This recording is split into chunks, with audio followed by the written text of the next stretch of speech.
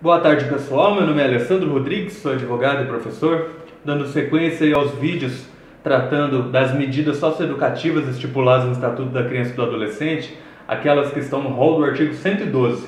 Lembrando sempre, se não estiver no artigo 112, não é medida socioeducativa. São 6 medidas socioeducativas: advertência, obrigação de reparar o dano, prestação de serviços à comunidade, liberdade assistida, semi-liberdade e internação em estabelecimento educacional.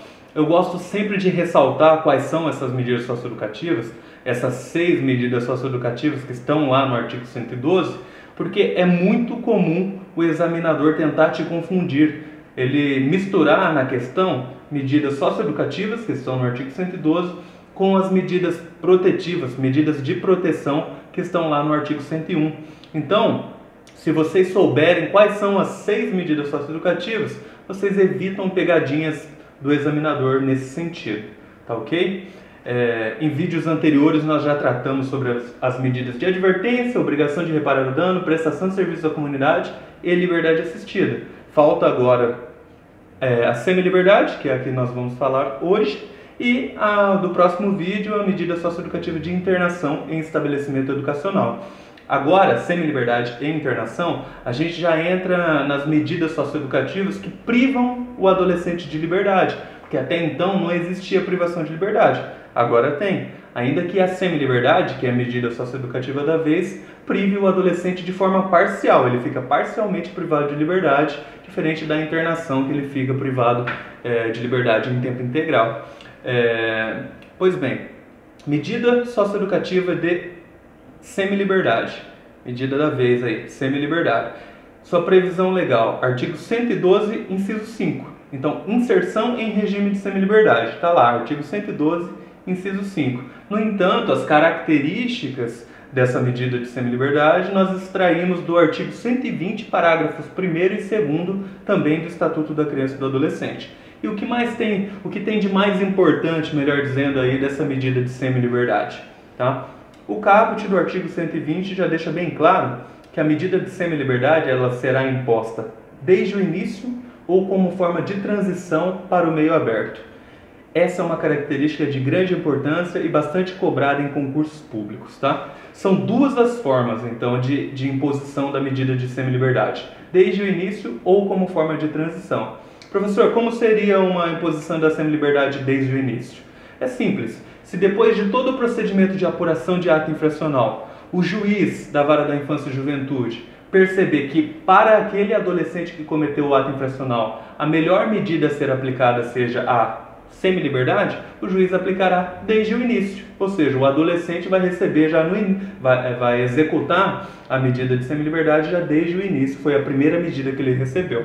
Ah, beleza, professor. Como seria a semi-liberdade como forma de transição para o meio aberto? Imagine o mesmo exemplo que eu dei, só que em vez de o juiz entender que a semi-liberdade seria a medida mais adequada àquele adolescente, o juiz entende que é a internação, a medida mais pesada. A internação é aquela que deve ser imposta para aquele adolescente. Mas aí nós veremos no próximo vídeo que a internação, a cada 6 meses no máximo, ela deve ser reavaliada. E por exemplo, na primeira reavaliação, imagine que seja constatada uma melhora no processo socioeducativo do adolescente, o menino obedeceu às normas da unidade, enfim, foi bacana o processo socioeducativo nessa primeira reavaliação. O que o juiz poderá fazer? Substituir a medida socioeducativa de internação pela medida socioeducativa de semi-liberdade. Então seria a imposição da semi-liberdade como forma de transição. Ele estava lá na internação e veio para a semi-liberdade, ou seja, como uma forma de transição para o meio aberto.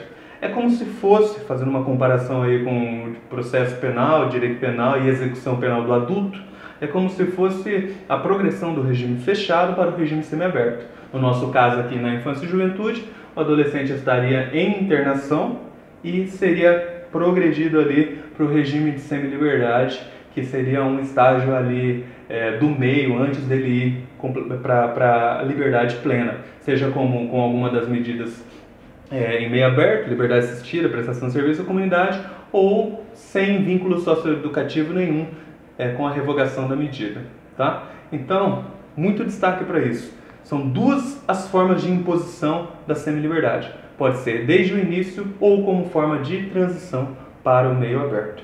Outra característica importante do regime de semi-liberdade é o diretor da casa de semi-liberdade, da unidade onde os adolescentes cumprem essa medida, que decide se aquele adolescente vai fazer ou não atividades externas e não necessita de autorização judicial.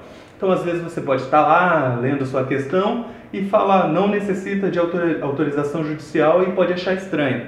Mas não, está correto. Tá? Para a realização de atividades externas em cumprimento da medida socioeducativa de semi-liberdade, não é necessária a autorização judicial. É o diretor da casa de semi-liberdade ali que vai verificar se aquele adolescente pode ou não ser encaminhado para a realização de atividades externas. Outra questão bastante importante e também bastante cobrada, no cumprimento de regime de semi-liberdade, a escolarização e a profissionalização são obrigatórios. Ou seja, o adolescente vai cumprir o regime de semi-liberdade e durante esse período ele tem que estar estudando e trabalhando.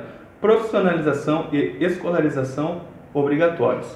E o parágrafo 2º do artigo 120, ele fala que a medida não comporta prazo determinado, aplicando-se o que couber às disposições relativas à internação. Beleza. Dizer que uma medida não comporta prazo determinado significa o seguinte, que o juiz não vai impor uma medida de semi-liberdade por 1 ano, 2 meses e 15 dias, que é o que acontece, por exemplo, na pena imposta à pessoa adulta. O juiz simplesmente vai impor uma medida socioeducativa de semi-liberdade, sem prazo determinado. Por isso, então, não comporta prazo determinado.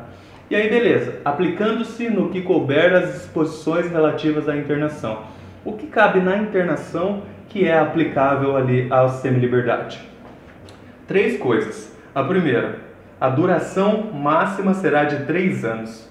Então, o regime de semi-liberdade, o cumprimento da medida socioeducativa de semi-liberdade será de no máximo 3 anos, ok? Segunda situação, a cada 6 meses, no máximo, ocorrerá a reavaliação da medida. Essa reavaliação é realizada pela equipe técnica da unidade onde o adolescente cumpre a medida, para demonstrar como está sendo o processo socioeducativo do adolescente e saber se necessita ou não continuar com aquela medida socioeducativa. A cada 6 meses, no máximo, ocorrerá essa reavaliação da semi-liberdade.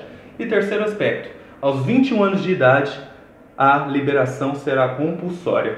Com 21 anos de idade completos, acaba a aplicação excepcional do Estatuto da Criança e do Adolescente. Então, se o jovem, nesse caso jovem, com 20 anos, estiver cumprindo a medida de semi-liberdade, na data em que ele completou 21 anos de idade, a liberação será compulsória.